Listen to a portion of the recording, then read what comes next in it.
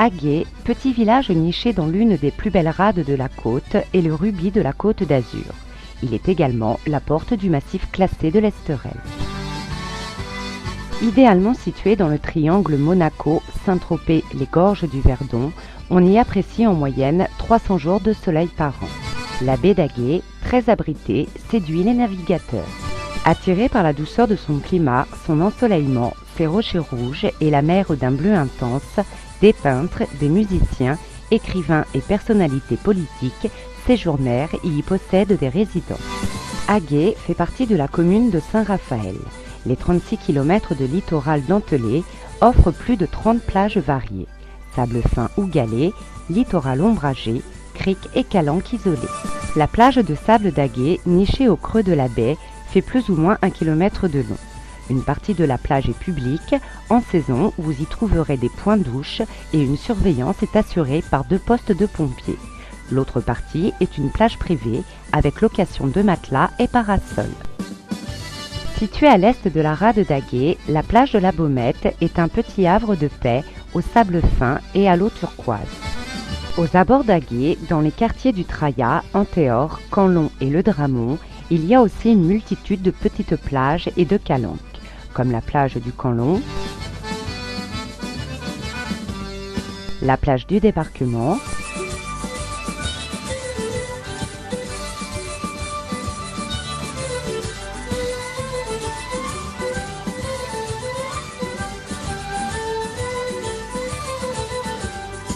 la plage d'Antéor et bien d'autres encore.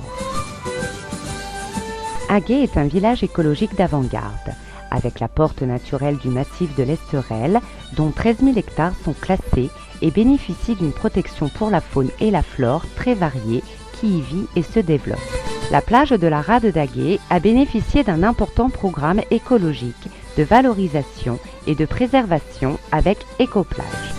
Cette opération pilote en Méditerranée est destinée à lutter contre l'érosion et préserver l'ensablement optimum apporté par les vagues. Les mouillages pour les bateaux de plaisance offrent un dispositif écologique des ancrages, ce qui protège notamment l'herbier de Posidonie.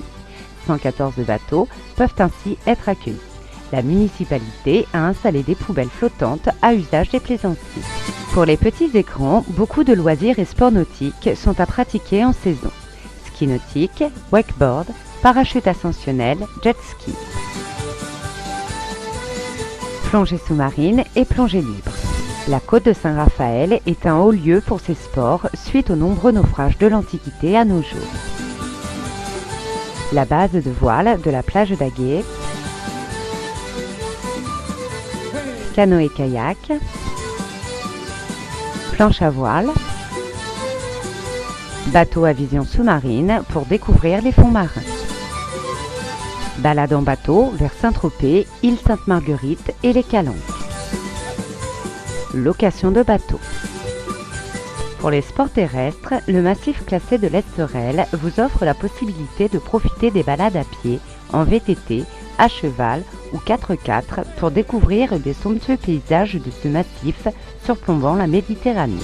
Pour les loisirs, pétanque et boules provençales sur le terrain du village.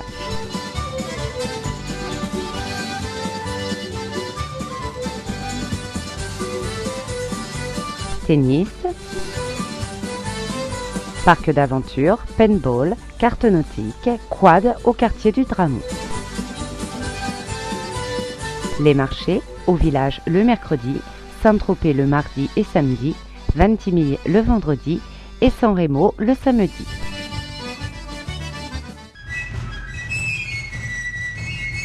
Parc aquatique,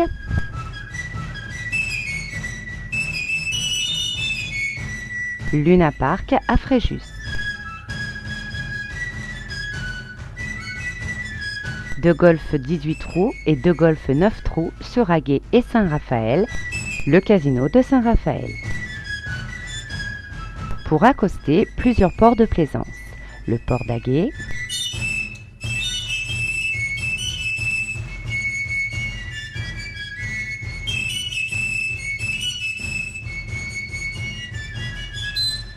le port de la rivière sur l'Aguet,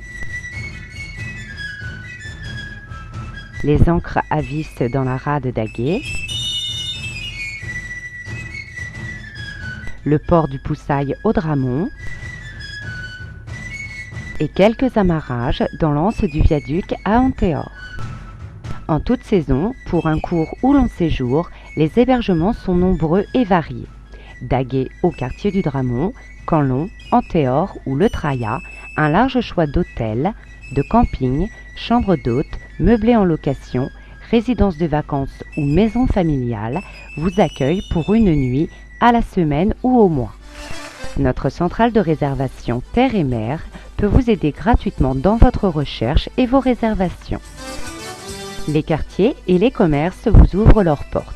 Le centre de la Bastide, où vous pourrez voir une stèle en souvenir de Saint-Exupéry qui venait se ressourcer dans sa famille à Aguet.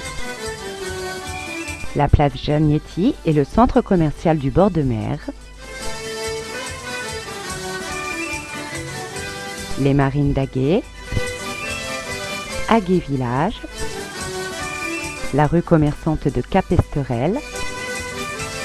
Les commerces du Dramont. La petite gare d'Aguet vous permet de prendre le petit train local qui s'arrête dans toutes les gares de la Côte d'Azur jusqu'à Vantigny.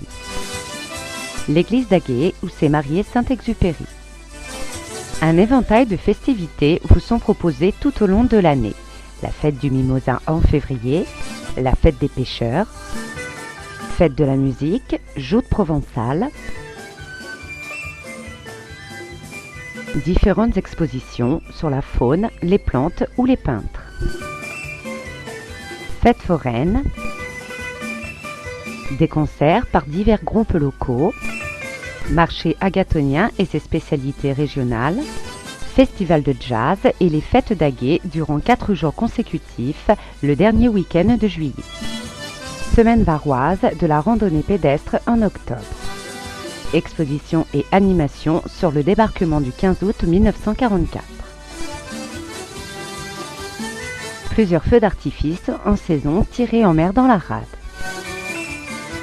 Bal en soirée. Le syndicat d'initiative d'Aguet vous accompagnera et vous guidera sur tout ce qui peut agrémenter votre séjour dans notre station balnéaire et dans la découverte de notre région.